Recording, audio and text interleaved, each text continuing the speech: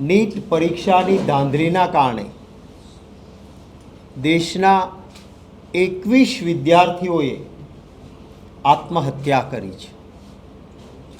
કોંગ્રેસ પક્ષ વતી અને અંગત રીતે આજે 21 વિદ્યાર્થીઓએ આત્મહત્યા કરવી પડી છે. એમને શ્રદ્ધા સુમન સમર્પિત કરું છું. આશાસ્પદ વિદ્યાર્થી, કારણ કે નીટની પરીક્ષા આપતા હોય એટલે સમજી શકાય કે તેજસ્વી હોય. પરિવાર પર આવી પડેલા દુઃખને ઈશ્વર સહન કરવાની શક્તિ આપે એવી ઈશ્વરને પ્રાર્થના કરું છું.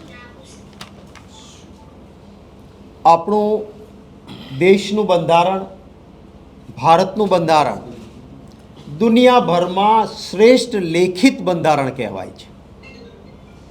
બાબા સાહેબ આંબેડકરની અધ્યક્ષતામાં ડ્રાફ્ટ બન્યો અને આઝાદીના સમયે નિસ્વાર્થ રીતે દેશ માટે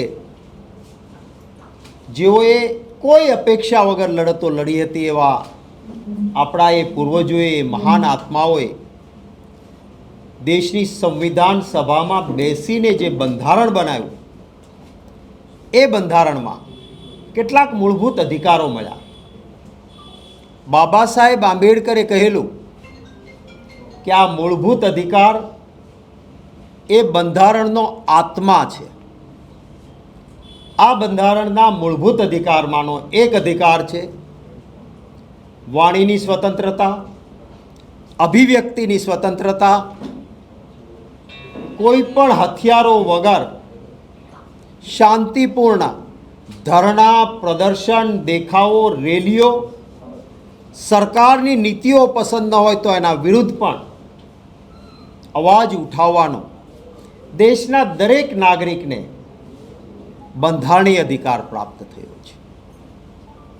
આજ સુધી ક્યારેય પણ ન બની હોય એવી ઘટનાઓ વારંવાર બને છે. કદાચ કોઈ વડીલ જૂનાકાર પત્રકાર મિત્રો હશે અથવા આપ એને પૂછશો તો ખ્યાલ આવશે. કોંગ્રેસનું શાસન હોય કે અન્ય શાસન રહ્યા આપણા ગુજરાતમાં જે સચિવાલય છે ને એ સચિવાલયના પાસેનો જે ચોક ચ રોડ ઉપરનો, જેને ચ5 કહેવાય છે, બિલકુલ સચિવાલયની ફેન્સિંગ પાસે આ ચ5 પર સરકાર વિરુદ્ધ ગુજરાતમાંથી જેને આંદોલન કરવું છે, દેખાવો કરવા છે, એને ત્યાં ધરણા માટે ચ5નો આ કોર્નર પર જગ્યા અપાતી અને જે સરકાર રહેતી એ સરકાર છાંયડો અને પાણી સરકાર વ્યવસ્થા કરી દેતી હતી. કારણ કે ધરણા પ્રદર્શન સરકારો માનતી હતી કે આ બંધારણીય અધિકાર છે. આજે તમે પત્રકાર મિત્રો પણ તમે કહો ત્રિકોણ ચોક ઉપર અમારે ધરણા દેવા છે એટલે પહેલાં પોલીસ કહે છે પરમિશન માંગો. શેની પરમિશન માંગવા? આજે દિલ્હી ખાતે યુવાનો શાંતિપૂર્ણ રીતે રેલી નીકળી હતી. કોઈના પાસે હથિયાર નહોતું. માત્ર ને માત્ર અહંકારના કારણે એક બર્બરતાથી યુવાનો ઉપર જે લાઠીચાર્જ આપની કેમેરાની આંખોએ બતાવ્યું છે. 12 વર્ષની દીકરીની પીઠ પર ફટાફટ લાઠીઓ પડતી હોય આપણે જોઈ. દિલ્હીની હોસ્પિટલમાં આઈસીયુમાં 19 વર્ષની દીકરી જીવન મરણ વચ્ચે ઝોલા ખાય છે, આઈસીયુમાં છે. આવા અનેક વિદ્યાર્થીઓ ભારતીય જનતા પાર્ટીની બર્બરતાના કારણે એનો ભોગ બન્યા છે. આપ કલ્પના તો કરો,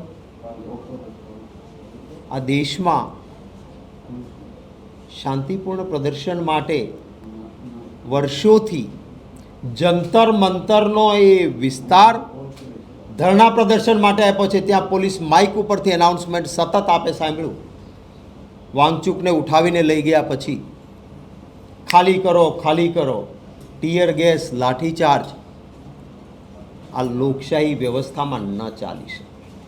અને એટલા જ માટે ગઈકાલે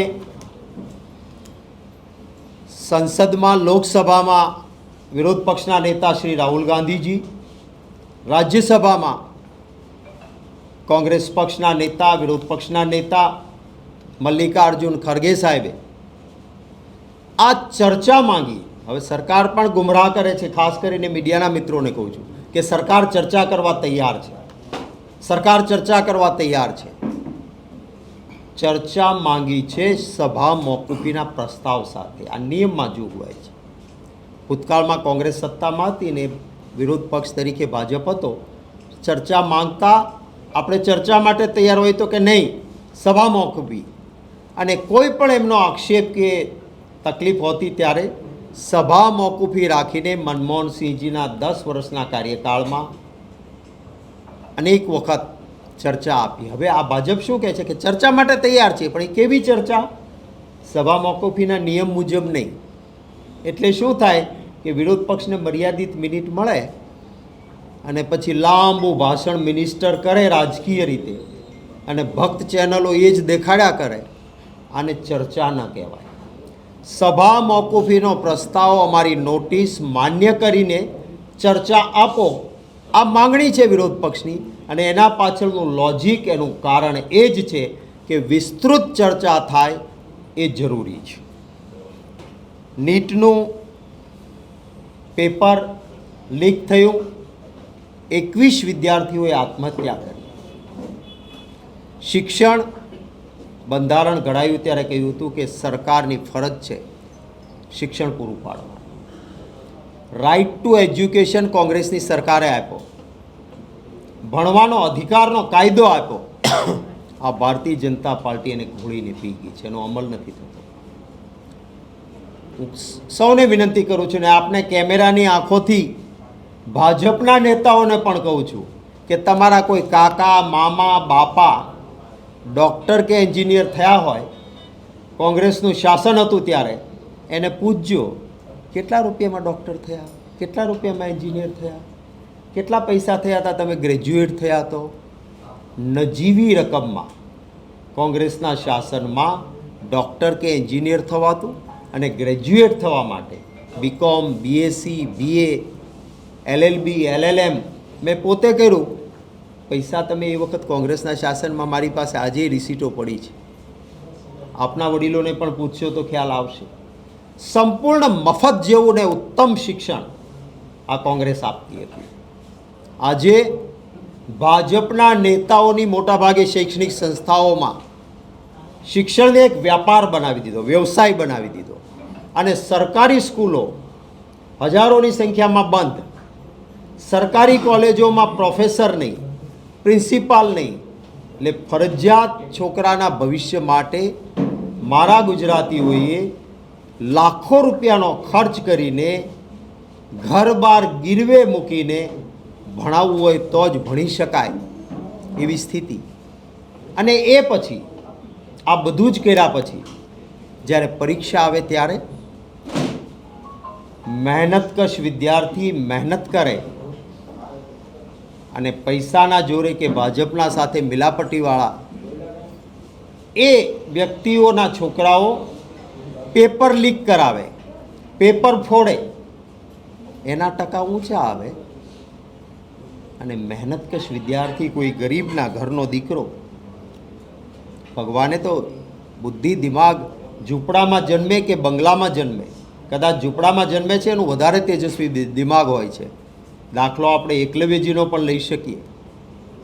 પરંતુ એવા બાળકોને અન્યાય થાય છે ત્યારે નીટનું પેપર જે રીતે લીક કરવામાં આવ્યું અને પરીક્ષા નીટની એ કોણ આપે? ભવિષ્યમાં એ ડૉક્ટર થવાનો છે. જે માણસ પૈસાના જોરે પેપર લીક કરાવીને ડૉક્ટર બનશે, તેજસ્વી વિદ્યાર્થીને બાજુમાં રાખીને, એ ડૉક્ટર આવતા દિવસોમાં જે કોઈ લોકોના જીવન સાથે ચેડા કરશે, એટલા માટે પણ ગંભીરતા છે. 22 લાખ વિદ્યાર્થીઓએ નીટની પરીક્ષા આપી હતી. ફરી પરીક્ષા લેવાની. આપ કેટલાક મિત્રોએ, ઇન્વેસ્ટિગેટિવ જર્નાલિઝમ કરનારા મિત્રોએ પણ એના ખર્ચનો આંકડો મૂક્યો હતો. કે 22 લાખ વિદ્યાર્થી નીટની પરીક્ષા આપે, તૈયારી કરે, ક્લાસીસ કરે, એ 22 લાખ વિદ્યાર્થીને ફરી પરીક્ષા આપવાની થાય તો એનો ખર્ચ કેન્દ્ર સરકારના આખા વર્ષના શિક્ષણના બજેટ કરતાં પણ આમ નાગરિકો ઉપર વધારે આવે, આટલો મોટો ખર્ચ આવે. અને ત્યારે વિદ્યાર્થીઓને થતા અન્યાય સામે રાહુલ ગાંધીજીએ એક જવાબદાર વિરોધ પક્ષના નેતા તરીકે છાત્રો કી ગુંજ અને મુદ્દો ઉઠાવ્યો. શરૂઆતમાં તો સરકારે પલ્લું જ જાડી દીધું, કંઈ થયું જ નથી, સબ સલામત. જેમ કહ્યું ને, ઓપરેશન સિંદૂરમાં કોઈ મર્યું જ નથી, પાર્લામેન્ટના પહેલામાં કહ્યું. અને પછી આવ્યું કે આપણા જવાનો કેટલા શહીદ થયા છે, એના નામો જાહેર થયા. એમ આમાં પણ નીટમાં ગરબડ જ નથી. પણ રાહુલ ગાંધીજીએ જે મુદ્દાસર પુરાવાસર વિદ્યાર્થીઓ પાસેથી આવેલી માહિતી સોશિયલ મીડિયા અને કેટલીક સાચું બતાવનારી ચેનલો છે એમાંના કારણે ઉજાગર એવું થયું દેશમાં કે નીટની ફરી એક્ઝામ. પણ ફરી એક્ઝામના કારણે વિદ્યાર્થીઓની માનસિકતા શું થાય? જેણે તૈયારી કરી છે એને આ પરીક્ષા આપી દઈશ. કેટલાકે પરીક્ષા આપ્યા પછી થાય જેનો જેવી સગવડતા, કોઈ પરદેશ ફરવા જવું, કોઈ રાજ્યમાં ફરવા જવું, કોઈ રાજ્ય બહાર ફરવા જવું. ફરી પરીક્ષાના કારણે બધાનો કાર્યક્રમ ચોપટ. વિદ્યાર્થીઓ સાયકોલોજીકલી ડિસ્ટર્બ થયા અને 21 વિદ્યાર્થીઓએ આત્મહત્યા કરી. ત્યારે રાહુલ ગાંધીજીએ છાત્રો કી ગુંજ, વિદ્યાર્થીઓના શું પ્રશ્નો છે, મન કી બાત એટલે હું બોલું ને તમે સાંભળો એમ નહીં, તમે બોલો, હું પણ બોલું, તમારી વાત સાંભળું અને રાજ્યના કે દેશના વિદ્યાર્થીઓના પ્રશ્નો વિરોધ પક્ષના નેતા તરીકે હું ઉઠાવીશ. અને એ રીતે એમણે આ કાર્યક્રમ શરૂ કર્યો. આખા દેશમાં આજના દિવસે મોટા મોટા શહેરોમાં જે કોઈ અમારા પક્ષના મારા જેવા વ્યક્તિઓ છે, કાર્યકર્તાઓ છીએ અમે, અમારે વિદ્યાર્થીઓની વચ્ચે જવાનું છે. વિદ્યાર્થીઓની સાથે થોડી પ્રાથમિક વાત કરીને એમની સમસ્યા, એમનો અવાજ, એમના મનની વાત સાંભળીને વિરોધ પક્ષ તરીકે કોંગ્રેસ એ વિદ્યાર્થીઓની વાતને ઉઠાવશે. અને એટલા માટે આજે હેમુ ગઢવી હોલ ખાતે હું પણ આપની આ પ્રેસ કોન્ફરન્સ પૂરી થયા પછી છાત્રો કી ગુંજ કાર્યક્રમમાં ઉપસ્થિત રહીને વિદ્યાર્થીઓ સાથે વાર્તાલાપ કરવાનો છું. આપના સૌના પ્રશ્નો લઉં અને મારી પ્રેસ કોન્ફરન્સ અહીંયા પૂરી કરું એ પહેલાં કોઈ પણ જગ્યાએ બની શકે કોઈ એકાદી નાની ભૂલ સરકારમાં બેઠા હોય એનાથી થઈ હોય, પરંતુ એ ભૂલ જ્યારે થાય છે ત્યારે સરકારે એ ભૂલમાંથી બોધપાઠ લેવો જોઈએ અને ફરી આવી ભૂલ ન થાય એની ચિંતા કરવી જોઈએ.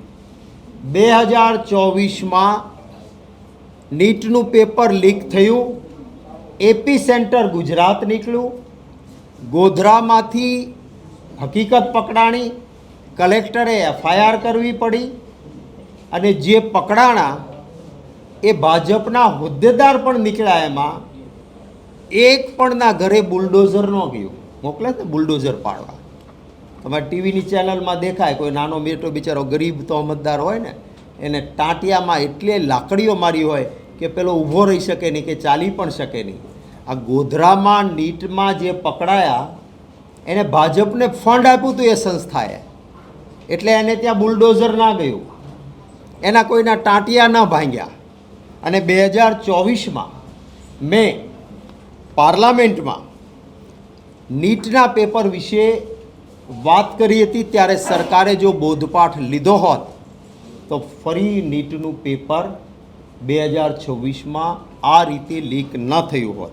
હું મારી એ વખતની થોડી સેકન્ડની વિડીયો છે आपने बताविश અને એ પછી આપની प्रश्नों के बारे में बाहर के स्टेट के लड़कों को सेंटर कहा गया कि गोधरा के ये 2 सेंटर का आप ऑप्शन दो. गोधरा के वो 2 सेंटर का ऑप्शन लेके ब्लैंक चेक 7 लाख कैश दिया गया. और करने वाले कौन थे माननीय सभापति महोदय? वो उस एक एजुकेशन इंस्टीट्यूट का प्रिंसिपल को एरिया का सुपरवाइजर बनाया एक टीचर को सेंटर का बनाया और दोनों ने मिलके, ये सर क्या होता है नीट के एग्जाम में, नीट के एग्जाम के अंदर जो OMR सीट होती है, ऑप्टिकल मार्किंग रिकग्नाइजेशन सीट, माने आपको ब्लैक कलर में टिक करना है, कंप्यूटर में पेपर जाएगा, मार्क्स मिल जाएगा। उसको कहा गया कि आपको जिसमें आता है उतना ही टिक करो, बाकी ब्लैंक छोड़ दो। और फिर कलेक्टर ने FIR क्यों की? क्योंकि उसके पास CCTV फुटेज आए कि जो पार्सल जाना था कुरियर में बैंक के थ्रू, उसको हाईवे के एक रेस्टोरेंट में रोक के, जिससे सेटिंग हुई थी, उनके पेपर्स निकाले, वहां पे टिक की, 710 में से 710 मार्क्स मिल जाए, उस तरह का अरेंजमेंट था। और उसीलिए कलेक्टर ने कहा कि हाँ, this is the right document, right proof, और उन्होंने FIR करवाई। और FIR के बाद ये सारी चीजें बाहर निकल के सभापति महोदय आई है। हम कंसर्न है सर, एक गरीब का बेटा मेहनत कर रहा है, एग्जाम देने जाता है, और उसकी हालत, एक पैसे वाले का बेटा नीट में लाखों रुपया देके अगर एडमिशन ले लेगा, उस गरीब की बच्ची की हालत क्या होगी, उसके लिए मैं कंसर्न हूं और इसलिए कह रहा हूं। और ये जो करने वाले लोग हैं, वो करने वाले लोग बहुत बहुत बड़े लोग हैं। मैं खुद एक एजुकेशन मिनिस्टर रहा हूं सर। गुजरात की परंपरा, महात्मा गांधी जी के स्टेट की परंपरा ये रही कि प्राइवेट इंस्टीट्यूट में कोई मंत्री उसका इनॉग्रेशन में नहीं जाएगा, क्योंकि कल को अफसर वो प्राइवेट इंस्टीट्यूट गलत करेगी तो उसको कैसे रोक पाएगा। कभी भी हम नहीं जाते थे। मुझे दुख है कि ये जो इंस्टीट्यूट गफले में पकड़ी गई, उसका चेयरमैन आज जेल में है। उस इंस्टीट्यूट की ब्रांचेस को ओपन करने के लिए वहां की राज्यसभा की एक सांसद, बाद में यूपी की लोकसभा की सांसद बनी, मंत्री थी, वो इसी स्कूल की जो आज जेल में है, और नीट का बड़ा घोटाला हुआ, वहां पे जाके उन्होंने उस स्कूल को इनॉग्रेट किया था, जो कि अमेठी से चुनाव जीती थी लोकसभा में, इस बार हारी, वो जाके वहां पे पहुंची हुई थी। ये सभापति महोदय, मैं नाम नहीं ले सकता हूं, मैं नहीं लेना चाहता हूं, जो यहाँ नहीं है। और इसमें एक दूसरा आदमी, जिसका मैं कोई वर्णन नहीं करूंगा, सिर्फ इतना ही कहूंगा, दूसरा एक एक्यूज जो जेल में है, वो सत्ताधारी पक्ष के माइनॉरिटी सेल का वाइस प्रेसिडेंट है, जो नीट के एग्जाम में जेल के अंदर है। और आखिरी बात करके मेरी बात समाप्त करता हूं कि ADR का रिपोर्ट है सर, ADR माई नेता करके वेबसाइट पे सारी सच्चाई रखता है। उसमें है कि जो नीट की धांधली में गोधरा में इंस्टीट्यूट पकड़ी गई, उसने आज की रूलिंग पार्टी सेंट्रल गवर्नमेंट की को फंड दिया था, दान दिया था, पैसा दिया था। तो जब ऐसा होगा तो यही होगा। धन्यवाद सभापति महोदय। મેં આ વાત 2024ની જ્યારે નીટની પેપર લીક થયું ત્યારે આ બધી હકીકતો આપી. સ્મૃતિ ઈરાની આ ઇન્સ્ટિટ્યૂટનું ઉદ્ઘાટન કરવા ગયા હતા અને એ પછી જે ધાંધલી, એકના ઘરે પણ બુલડોઝર ના ગયું, કોઈના ટાંટિયા ના તૂટ્યા, અને 26માં ફરી આનું આ થયું છે. આપના કોઈ સવાલો હોય તો એનું સ્વાગત છે.